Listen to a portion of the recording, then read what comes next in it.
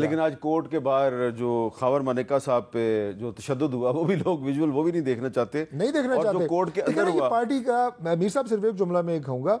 خاور مانیکا ہوں وہ کوئی بھی ہوں، کوئی عدالت میں گیا کوئی مقدمہ لے کے آپ اس کے مقدمے پہ بات کریں، اچھا کریں برا کریں، اسے میں غرض نہیں، لیکن کسی بھی انسان کے اوپر اٹیک کر دینا اور فزیکل اسالٹ کرنا، یہ تو کلچر ہے جو تحریک انصاف اس قوم کو دے رہی ہے، اسی کی تو ہم مذمت کرتے ہیں، اسی کو تو ہم کنڈیم کرتے ہیں۔ اچھا، خیال تھا کہ آج جو غیر شرعی نکاح کیس ہے اس میں عمران خان صاحب پر جو الزامات ہیں اس پر عدالت کوئی فیصلہ سنا دے گی، لیکن جو آج عدالت میں ہوا تو جو جج صاحب تھے وہ تو فیصلہ سنا ہی نہیں سکے، اور پھر میڈیا جو ہے اس کو ایک ڈاکومنٹ دی گئی ہے، جس ڈاکومنٹ کے مطابق جج صاحب جو ہیں وہ یہ کیس سننے سے معذرت کر رہے ہیں، لیکن وہ جو ڈاکومنٹ ہے اس میں جج صاحب کے دستخط ہمیں نظر نہیں آ رہے۔ بہرحال یہ جو معاملہ ہے اس پہ تحریک انصاف نے کیا کہا ہے، بیرسٹر گوہر صاحب کے الفاظ کے ذرا سنیں۔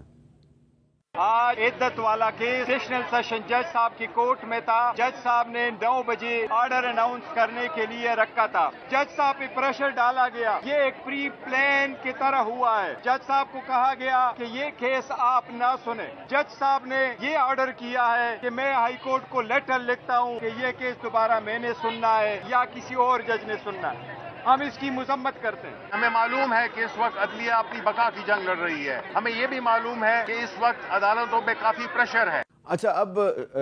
ایک طرف وزیر اعظم صاحب کہہ رہے ہیں کہ عدلیہ میں کچھ کالی بھیڑیں عمران خان صاحب کو ریلیف دلانا چاہتی ہیں، دوسری طرف گوہر علی خان صاحب کہہ رہے ہیں کہ یہ سب پری پلان ہوا ہے، تو ڈاکٹر صاحب ذرا یہ بتائیں نا کہ دونوں ہی سائیڈوں سے ایسا لگ رہا ہے کہ عدلیہ کو پریشرائز کرنے کی کوشش کی جا رہی ہے، تو آپ یہ نہیں سمجھتے کہ اس سے جو ایک پاکستان کا جو نوجوان ہے جو یہ سارا دیکھ رہا ہے وہ سوچے گا یہ میرے بزرگ کیا کر رہے ہیں، وہ اس ملک میں رہنا پسند کرے گا؟ دیکھیے میر صاحب، میں نے کوئی تقریباً 4 لاکھ کی فگر کوٹ کی تھی، مجھے یاد ہے آپ ہی کے پروگرام میں کہ 1 سال میں ہمارے پڑھے لکھے نوجوان پاکستان سے باہر گئے، آپ نے مجھے درست کیا تھا کہ وہ تعداد غالباً 10 لاکھ ہوگی، 10 لاکھ ہو گئی ہے۔ آپ اندازہ لگائیں، یہ آپ کے سوال کا جواب ہے کہ 10 لاکھ پڑھے لکھے پاکستانی نوجوان ہنرمند جو آپ کے اس نظام میں پاکستان میں ایک ہمارا اثاثہ تھے، وہ ملک چھوڑ کے چلے گئے ہیں۔ آخر اس مایوسی کیوں ہے، کس وجہ سے ہے؟ وہ اسی لیے کہ جب وہ دیکھتے ہیں کہ وہ لوگ جو جن سے امید کی جاتی ہے، جن پہ توقع ہے اور جن کے ہاتھ میں اللہ تعالیٰ نے ملک کا نظام دیا ہے بہتر بنانے کے لیے، ٹھیک کرنے کے لیے، اس میں موجود خامیوں کو دور کرنے کے لیے، ہماری معاشرتی ناہمواریاں جو اس فرسٹریشن کا سبب بنتی ہے نوجوانوں کو، ان کو درست کرنے کے لیے وہ باہم دستوں کے رباں ہیں، وہ آپس میں الجھ رہے ہیں، ان کے پاس ٹائم نہیں ہے کہ وہ نوجوانوں کو مسائل کی بات کر سکیں۔ وہ جو نوجوان ہیں وہ یہ بھی تو سوچتے ہوں گے نا کہ یہ خاور مانیکا صاحب ہیں، یہ جب بشرا بی بی خاتون اول تھیں تو بالکل خاموش رہے اور انہوں نے 2.5-3 سال کوئی شکایت نہیں کی، اور جیسے ہی حکومت ختم ہوئی تو اس کے بعد انہوں نے 25 نومبر 2023 کو انہوں نے بانی پی ٹی آئی اور بشرا بی بی کے خلاف دوران عدت ناجائز کیس جو ہے یہ دائر کیا، اور اس کے بعد پھر 11 دسمبر 2023 اسلام آباد کی ضلعی عدالت نے غیر شرعی نکاح کیس کو قابل سماعت قرار دیا۔ 16 جنوری 2024 کو پھر ان پہ فرد جرم عائد ہوئی ہے بانی پی ٹی آئی پہ اور بشرا بی بی پہ۔ 3 فروری 2024 کو اسلام آباد کی ایک ضلعی عدالت نے ان کو پھر الیکشن سے کچھ دن پہلے 7 سال قید کی سزا سنا دی، اور پھر اس پر یہ بانی پی ٹی آئی اور بشرا بی بی جو ہیں 23 فروری کو انہوں نے اس فیصلے کو چیلنج کیا، اور 23 مئی کو سزا کے خلاف فیصلوں پہ فیصلہ محفوظ ہوا ہے، اور 29 مئی کو فیصلہ سنایا جانا تھا لیکن فیصلہ نہیں سنایا جا سکا۔ تو اس پہ میں صرف ایک جملہ کہہ دوں جی، یہ جو عدت کیس میں عمران خان صاحب کو سزا ہوئی ہے 8 فروری کے الیکشن سے چند دن پہلے، یہ سزا الیکشن میں ہمارے خلاف گئی ہے۔ اچھا، بالکل خلاف گئی ہے۔ تو جو آج ہوا ہے کہ فیصلہ جج نے سنانا تھا لیکن وہ فیصلہ نہیں سنا سکے، اور ڈاکومنٹ آپ نے دیکھ لیا ہے کہ ان کے دستخط نہیں ہے، تو علی ظفر صاحب یہ تو پھر آپ کو فائدہ ہوا، آج ہوا اس کا بھی آپ کو فائدہ ہوا، جو الیکشن سے پہلے ہوا اس کا بھی آپ کو فائدہ ہوا۔ عمران خان صاحب کو ایک مظلوم آدمی بنانے کی کوشش کی جا رہی ہے کہ جس کے خلاف بارے میں جج صاحب نے آج فیصلہ سنانا تھا لیکن وہ فیصلہ نہیں سنا سکے، اور جو خاور مانیکا صاحب ہیں جو عمران خان صاحب کے دور حکومت میں ہر طرح کے فائدے اٹھاتے رہے، وہ آج مکہ لہرا رہے تھے اور کامیابی کا، وکٹری کا نشان بنا رہے تھے۔ یہ دیکھیں، بالکل فائدہ نہیں ہوا می صاحب۔ بیسیکلی تو کیس کا ہم ایکسپیکٹ کر رہے تھے کہ فیصلہ ہوگا، لیکن کوئی ضرور پریشر ایسا ہوا ہے جج صاحب کے اوپر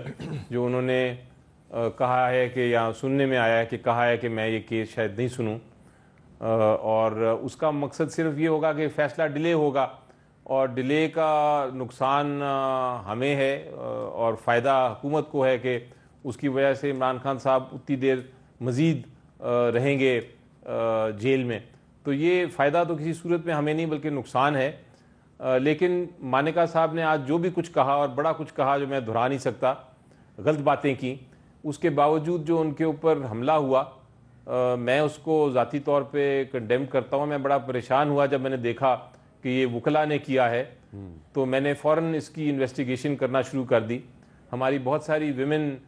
جو MPs MNAs ہیں وہ ادھر موجود تھیں، اور انہوں نے کہا کہ مانیکا صاحب بہت غلط باتیں کر رہے تھے لیکن ہم برداشت کرتے رہے. میں نے جو وکیل تھے ہمارے پی ٹی آئی کے ان سے بھی پوچھا،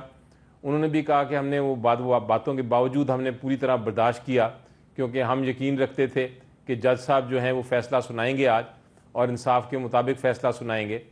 لیکن جو اٹیک ہوا ان کے اوپر وہ میں نے ویڈیوز بھی دیکھی اور پتہ بھی کیا، تو آپ کو میں بتانا چاہوں گا کہ وہ پی ٹی آئی کے وکیل نہیں تھے، وہ پتہ نہیں کون تھے. لیکن بار کاؤنسلز اور پنجاب بار کاؤنسل اسپیشلی سے میری ریکویسٹ ہوگی کہ پتہ کریں کہ وہ وکیل کون تھے اور ان کا لائسنس کینسل کریں. لیکن یقینی طور پہ وہ پی ٹی آئی کے نہیں تھے.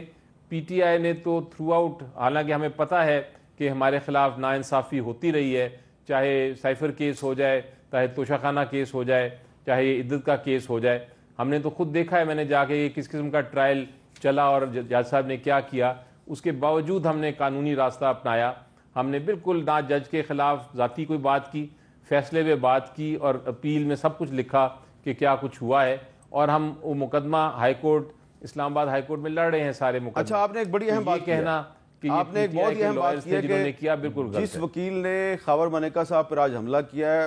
بار کونسلیں تحقیقات کریں کون آدمی ہے اور اس کا لائسنس منسوخ کیا جائے، یہ آپ کی طرف سے مطالبہ آیا ہے. طارق فضل چودھری صاحب، آپ اس مطالبے کی حمایت کرتے ہیں؟ میں اس کی 100% حمایت کرتا ہوں، اور علی ظفر صاحب نے اس واقعے کے حوالے سے جس کلیئرٹی سے بات کی ہے میں اسے بھی اپریشیٹ کرتا ہوں. یہ بات ہونی چاہیے. میں نے اس سے پہلے کہا نا کہ ڈیسنٹ اور خاندانی لوگ موجود ہیں کہ کسی نہ کسی جگہ جہاں ہوتے ہیں وہ نظر آتے ہیں. اب انہوں نے بڑی کلیئرٹی سے بات کی ہے. ٹھیک ہے، انہوں نے کہا ہمارے وہ وکیل نہیں ہیں، ان کا لائسنس کینسل ہو. علی ظفر صاحب نے، میں اس کی بالکل سپورٹ کرتا ہوں. یہ بڑی ہی اچھی بات ہے کہ آپ دونوں اس پہ اتفاق کر رہے ہیں. تو اب یہ بار کونسلوں کا امتحان ہے. جو ویژولز ہیں اس میں صاف نظر آ رہا ہے کہ خاور مانیکا صاحب پر حملہ کرنے والا شخص کون ہے. جو خاور مانیکا صاحب نے کورٹ کے اندر کیا وہ بھی قابل مذمت ہے، جو ان کے ساتھ کورٹ کے باہر ہوا وہ بھی قابل مذمت ہے. اب یہ بار کونسلوں کا امتحان ہے کہ اس وکیل صاحب کو آئیڈینٹیفائی کر کے آپ اس کا لائسنس کینسل کریں. اس پہ علی ظفر صاحب کا اور ڈاکٹر طارق فضل چودھری صاحب کا اتفاق ہے، اور اتفاق جو ہے وہ پوری قوم نے سن لیا ہے. یہ ایک